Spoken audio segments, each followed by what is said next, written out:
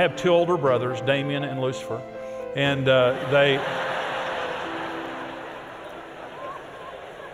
and we all went to the same schools. While I was growing up, we never moved when I was growing up, but we went to the same schools. And so my brothers went 6 years at Paramount Terrace Elementary School. I went 5 years there, and in the 6th grade, between my 5th and 6th grade years, they changed the boundaries. And so I was informed in the summer between the 5th and 6th grade that I was going to have to go to Coronado Elementary School the next year. Well, that, I would say the word devastating, but it wasn't that bad. But I took it hard, an 11-year-old boy. And so they told me, you're not going to be able to see your friends again at Paramount Terrace. You have to go to Coronado. Well, at the end of that year, they changed the boundaries again. And they told me that I could go back over to the junior high that my brothers had gone to, that all of my Paramount Terrace friends were at. So eagerly, I went over to Crockett Junior High and had 2 great years. Played football, basketball, track, had great friends, wonderful experience. And then in the 9th grade, they changed the boundaries again.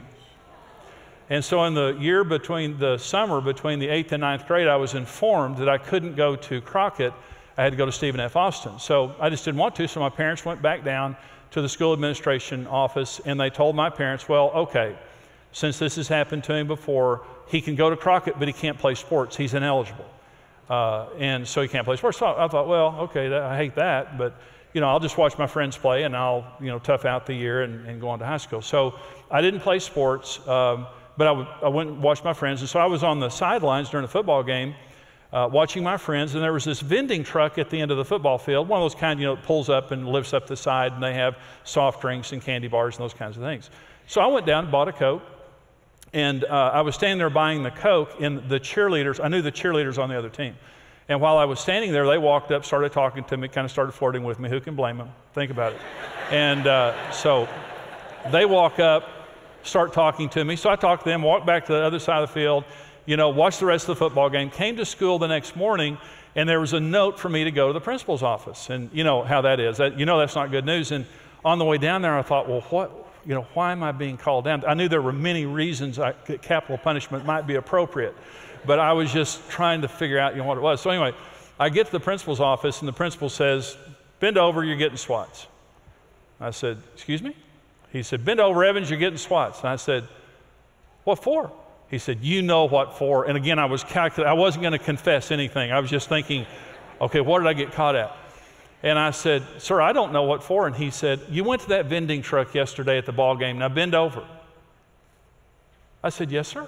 I went down and bought a Coke. And he said, and those cheerleaders came up and you started talking to them. And I said, yes, sir. He said, it's against school rules to go to the other side of the field during a football game. And I said, sir, I didn't go to the other side of the field. I said, I just took a few steps on the other side of the vending truck to talk to those cheerleaders. And he said, the vending truck was in the middle of the field. When you passed that vending truck, you were on the other side of the field. It doesn't matter how far you passed it. When you passed it, you were on the other side of the field. Now bend over. And he gave me hard swats. And that's when they broke my spirit.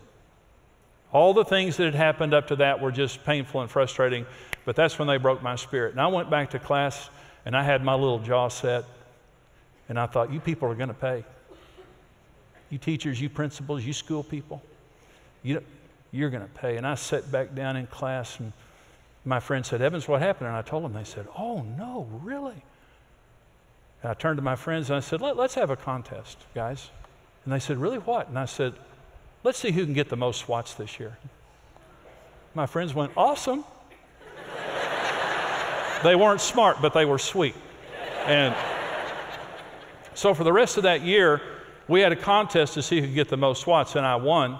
I was constantly in trouble, which meant I got more swats. I was winning the contest, and I was frustrating all the teachers and principals, which was wonderful for me. That was my whole point. And so the last time I went to the principal's office that year, I was a little behind one of my friends. I thought, I've got to get in trouble, get some good swats here, and pull back in the lead. So I did something that was a sure 3 or 4 swatter, and they sent me to the principal's office. When I got to the principal's office, the principal met me and said, you see my face one more time this year, young man, you will not see high school. Do you understand me? That was a bad moment. Let me tell you another shocking moment in my life is the day that he joined my church in Amarillo. I thought I was in heaven. I'd seen the rapture or something. I didn't know, but you see my face one more time. You will not see high school. And I mean, I was mad at him. He was mad at me. We locked eyes. It was like, go ahead, make my day. I was so mad at him, and just annoying him was a wonderful thing.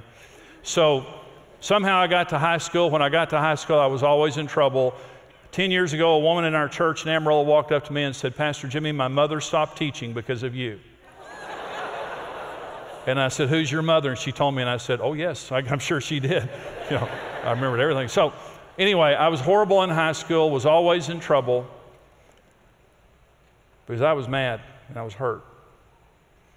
And it accumulated. I didn't know how to deal with it. When I met Karen in high school, I was an athlete. I was a pretty good kid, and I was an athlete. And I played sports in high school, but I began smoking, drinking, fighting, and being immoral. And I looked back in my past one day, and I was thinking, when did I change? When did I become a bad kid? When did all these things happen? That moment. That moment in the principal's office. I want to say something to all the young people here. I made a wrong response. Teachers and principals and school administrators have a very, very tough job to do, and they deserve respect.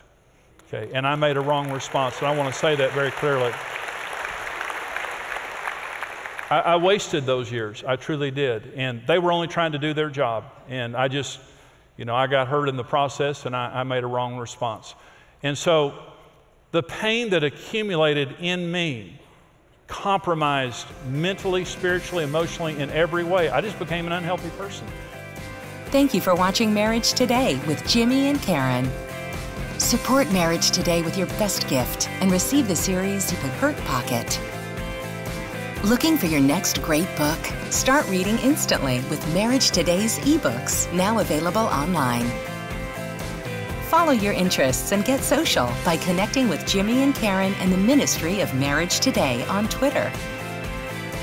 Become a rock-solid partner today and equip yourself with the tools you need for a successful marriage.